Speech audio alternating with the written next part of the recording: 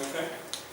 So what we want to do, we want to generalize this notion of measure. Okay. In other words, what I want to say is that can I construct new measurable spaces out of existing measurable spaces? Okay. And answer is yes. Alright. Why this is important? Because think about it. Lebesgue measure is for R actually. It talks about subsets and R. Okay. But for practical applications, you have to go into 2 or 3 dimensions. Say R2, R3. Okay, R2, R3. Obviously, you can ask many kinds of questions. You can ask, what would be the 2-dimensional Lebesgue measure? Okay. In 1-dimensional Lebesgue measure, the simple Lebesgue measure that we have learned, what kind of sets are null sets actually? Measure, outer measure case. Measure is 0. Okay. So what kind of sets are the sets whose measure is 0? So all countable sets. Countable sets has measure 0. Okay. Now imagine you have this notion of 2-dimensional measure. So what should be? So if I'm in 2 dimension now, so it's like I'm in R2, maybe it's like I have interval I in R and I'm computing maybe I1 cross I2, so it would be some kind of a rectangle here. Okay. And then I can say that okay, you have a space that contains all such rectangles. And you want to assign some notion of length to it actually. The question is, what would be the notion of length in 2 dimensions? Area. So it's going to be area actually. Okay, so the length is area. Okay. What would be the null sets in this? What would be the null sets in this in 2-dimensional sense? Actually? Line. So maybe dot or line. Or even graphs of some functions actually. They all are curves. So if you go to the 3-dimension, okay, the length is basically, what do you call the volume actually. And what will be the null sets in? There's going to be plane and surfaces. Okay. Sets which has kind of zero length actually. So it's pretty interesting actually. So what we want to do, we want to extend this notion. Okay. In other words, I want to create using 2 measure spaces, a new measure space. Okay, so it's going to have lots of benefits practically. So how I need to begin? So imagine I have 2 sets X.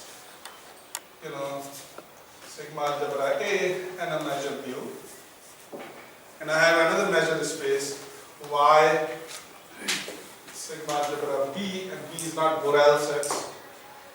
Okay, and so I could see calligraphic C. Sorry, calligraphic C.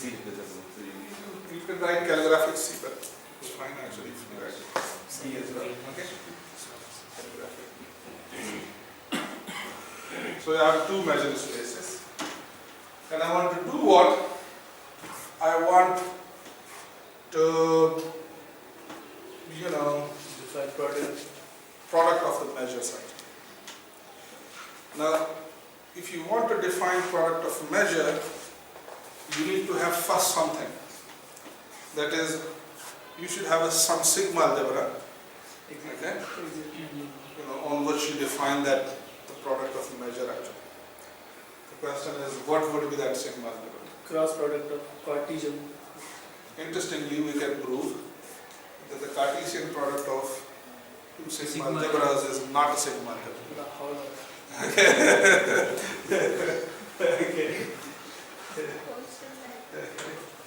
It's not really a sigma-algebra.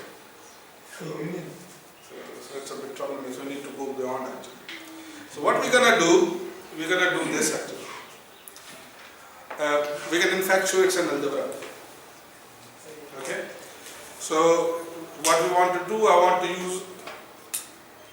So it's like I have algebra, which contains kind of. So it's like A cross B. If I define A cross B to be the collection of rectangles, actually, A cross B. So that is That set of means A is in A and B is in B. Calligraphic B. Calligraphic B. Okay, so a collection of rectangles. Then I can essentially show that this is an algebra actually. Now think about it. What essentially I want to do is that I want to use the Caratheodry extension theorem. So what does Caratheodry extension theorem tells you? It tells you that if you have some algebra and you have some notion of length over it, we can extend which is sigma additive, from that we can then you can extend it. outer measure. Okay, what do you call? Outer measure theorem. You can do it, but like you can directly do what? So you can extend that abstract notion of that concrete notion of length to an abstract measure, which is going to be defined on a bit bigger space actually. Are you getting the point? So that's what essentially we want to do. So does anyone have a book actually about mass? Okay, it's okay. Take it. So what I want to do, I want to give some notion of length here. So what do you think, what should be the notion of length here? So if I want to define lambda, from this A cross B into 0 to plus infinity, so what should be the definition? So what do you think? This lambda of operated onto one particular Simple product of these lambda of A and lambda of B. L of M Oh, of L of A. So this is L here. L of You A. can L of call it A. L. Okay, so what should be this L? Okay. So it should be Sir, naturally Lebesgue measure that, of okay, A. since A is in A, so consider U of A. Nu of measure A. of A times B of Nu of Nu of what I'm going to show. So what would be my objective? My objective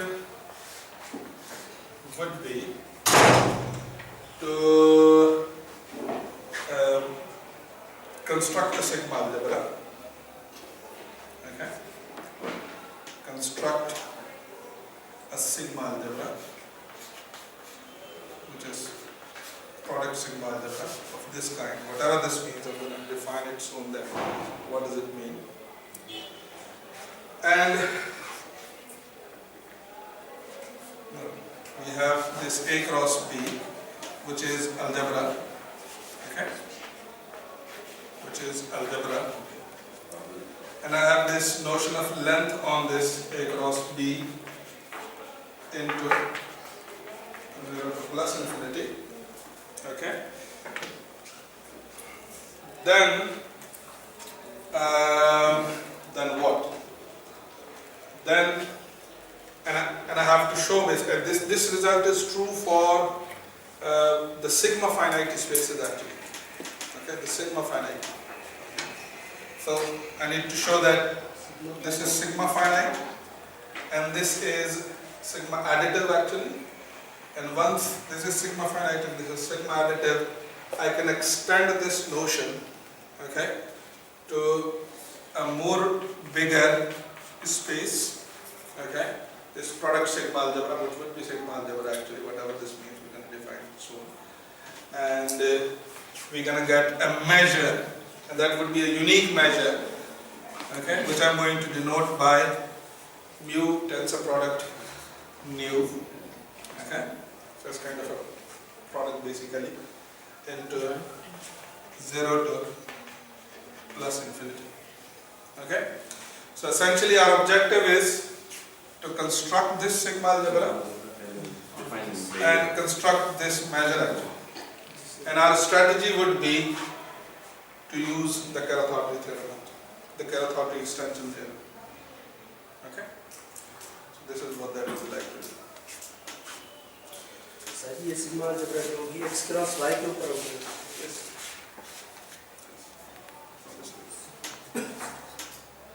Okay. That's going to be collection. Okay. So I'm gonna. So when you will define it, it's going to make sense that what does it mean actually. So it has a natural relationship with also A cross B. You can guess it actually. It's not a big deal. All right. So let's begin with the first thing. If I want to see it pictorially, how does it A cross B is going to look like?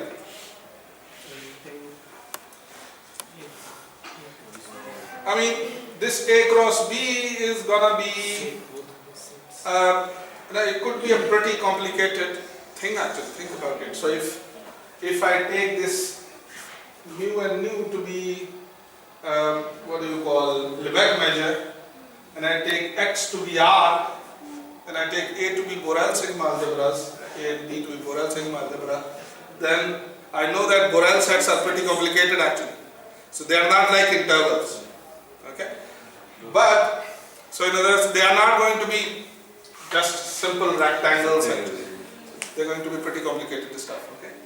So the rectangles that we are seeing here, so don't treat them as kind of physical rectangles. Okay? But the picture that I am going to draw to represent is going to be intuitive actually. It's not going to be a true representation of, what do you call? Yes. So in other words, if I have a set, so if this is x, and this is set of y, and A is a subset of x, and B is some subset of y, then A cross B is what it's basically this rectangle. Okay? That's an intuitive picture, so don't get misleaded by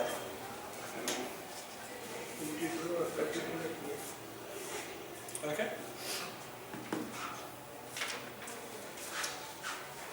So in other words, I need to first show that this A cross B, which is collection of rectangles, is a sigma algebra. So the claim one, algebra. Claim. This collection of rectangles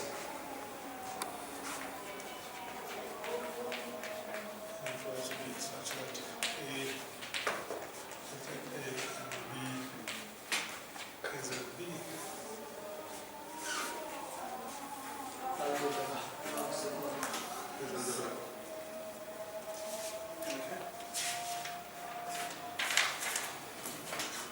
How can I show it? What I need to show? First of all, I need to show number one. The x cross y must be there actually. X cross y. Whole space. Whole space should be there. Phi should be there. So this is pretty obvious because A sigma algebra is going to contain x. So this calligraphic B is sigma algebra is going to contain y. And so this rectangle must be here actually. Okay.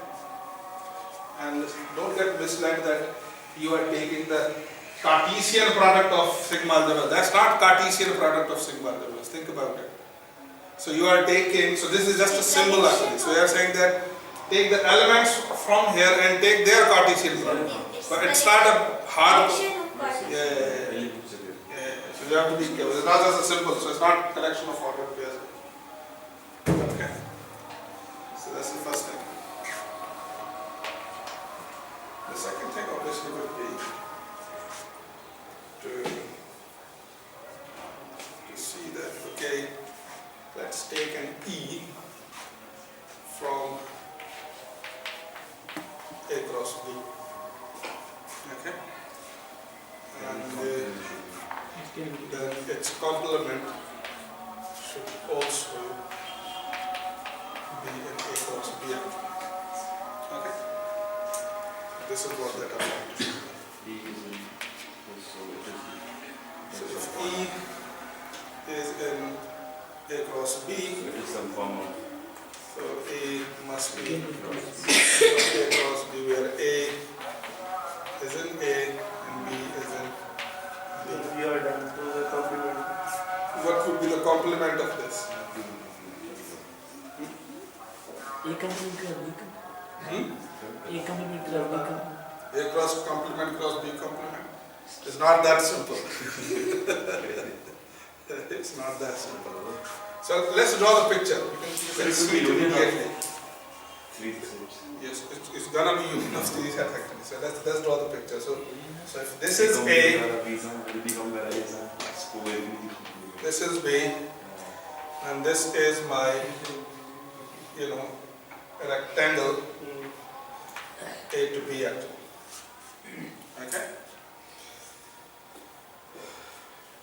So now can you see this? Then, okay.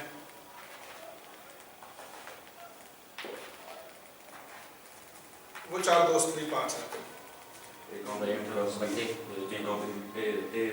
A cross B complement and then Yes. So I have A, but this A is not only getting crossed with B, but it's also getting crossed with B complement actually.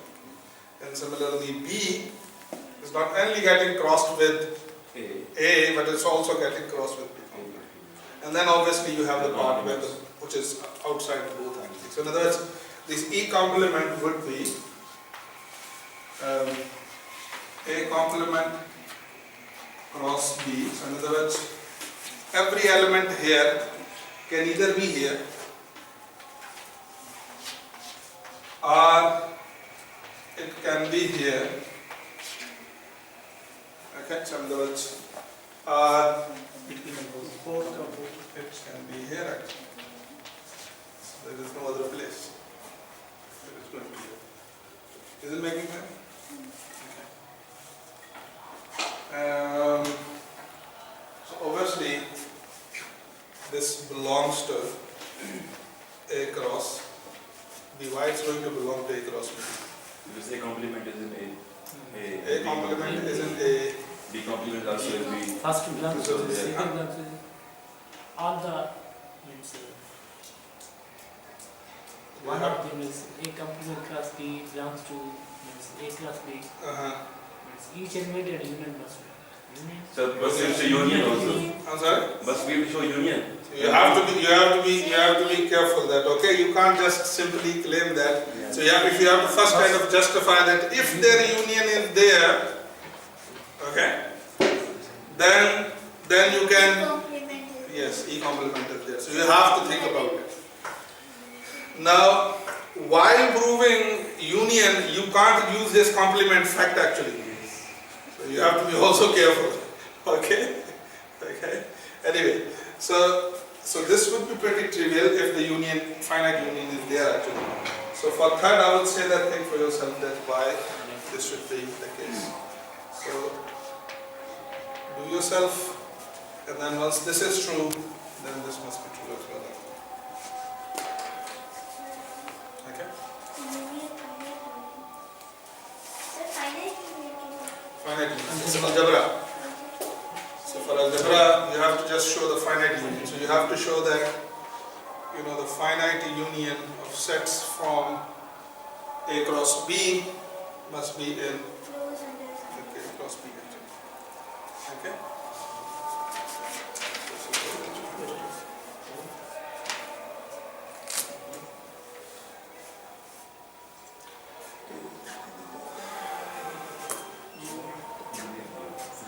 Now, what is so let me define now what is this product algebra actually. This potential product sigma. Okay. So I'm saying that this is a sigma algebra generated by all rectangles. Are you getting the point? So what do I mean by the product sigma algebra? So it's a product sigma algebra is a sigma algebra that is generated by all, what do you call it? Not algebra, but like all rectangles actually, collection of all rectangles actually. So in other words, every element in this set is either going to be a rectangle or a countable union of rectangles actually, because this is generated by what do you call sigma. Are you getting the point? Okay. Sir ये एक cross जो आपने वो sigma half लिखा है वो ये वाला है? Yes, that's precise. So it's a sigma algebra generated by this algebra. हाँ ठीक है. And I'm giving it a name. It ends up. Sir को एक सिस्टम तो ये मतलब शॉर्ट में चाहिए ना भाई वो एग्जिस्ट करेंगे मतलब They will exist if these are sigma algebra. You for sure going to have rectangles. And hence वो जो जनरेटेड हम करते हैं वो ये होता है कि आप intersection of or those algebra sigma algebra जो इसको कंटेन करते हैं तो वो जो they can be lots of or you can other ways say obviously ये खुद तो होगा ही होगा you must have had the खुद तो है एक ही ज्यादा है नहीं विभाजन हो जाए one for them and the second thing you can also see this as generated sigma algebras can also be understood is that okay in this set or in this sigma algebra either you're going to have. So what is the generic form of the elements in the generated sigma algebra by a collection of sets? Okay, so it's like what is Borel sigma algebra? It's generated by the open interval. So either is going to be open interval or is going to be the union countable union of open interval. So you have something similar here. Either every element of this generated sigma algebra is going to be a rectangle or a countable union of rectangle.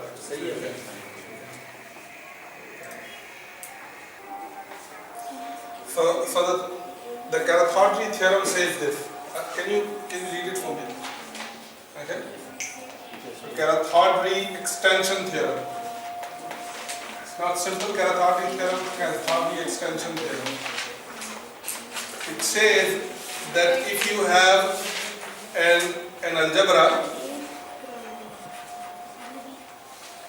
okay, if you have an algebra with notion of length and you have some notion of length onto it, defined outer 0 to plus infinity.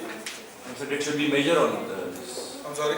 This length should be measured on this algebra. outer No, it's not necessary. length Length should be measured. Okay. Suppose Okay, you also call, okay, it's not really a measure, but it's simply a pre-measure actually. बाद में वो You call it a pre-measure. Okay. And you can call it a measure, but so it's like if you have a measure on a sigma algebra, you call it a measure. But if you have a measure on a algebra, you call it a pre-measure actually. Okay. So what I am interested in, that obviously this must be measure, and if this is a sigma finite measure, okay, write it. If it is sigma finite, okay, measure, then there is unique extension. then there is a unique extension, and there is a unique extension. Okay. So I want to have a consequence basically. So I want to use this. And so I have algebra already. So I want to have this notion of length and I want to show that it's sigma finite. Measure. So first I need to show that it's a measure. Okay. With lambda? The lambda. Yes. Okay. So the next claim is that the lambda that you have on A cross B into 0 to plus infinity is what? Defined by that if lambda is operated onto some rectangle, gives you mu of A times mu of B is a sigma finite measure.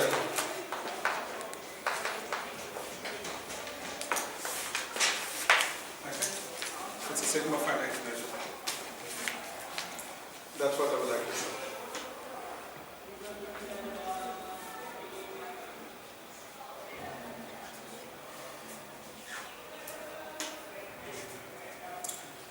Now this would be a pretty tricky process. It's not going to be straightforward. Okay? So it requires lots of constructions actually. Let me define a notion which says that imagine I have an E which is a subset of x cross y. So it's not necessarily an element in, it's not necessarily a rectangle actually. So it's just a subset of x cross y. Okay? Let me define something called the section. Okay? Section of E at point x actually. Okay? The section of E at point x is the collection of those y's for which the ordered pair xy is in E. Okay? And obviously I can also define section corresponding to a particular y actually. So it's going to be the collection of those x for which the xy is in E. By the way, how does the section is going to look like pictorial? So if my E is this, so it's like this is A and this is B, okay? E is a rectangle. And then so it's like this is B, then E is a rectangle actually, okay? So that's a rectangle. That is my E. Okay?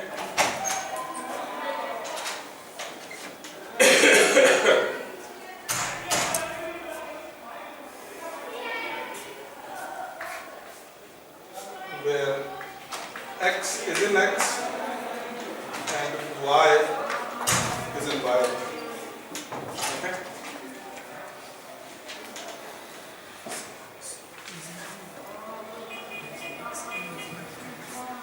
Anything.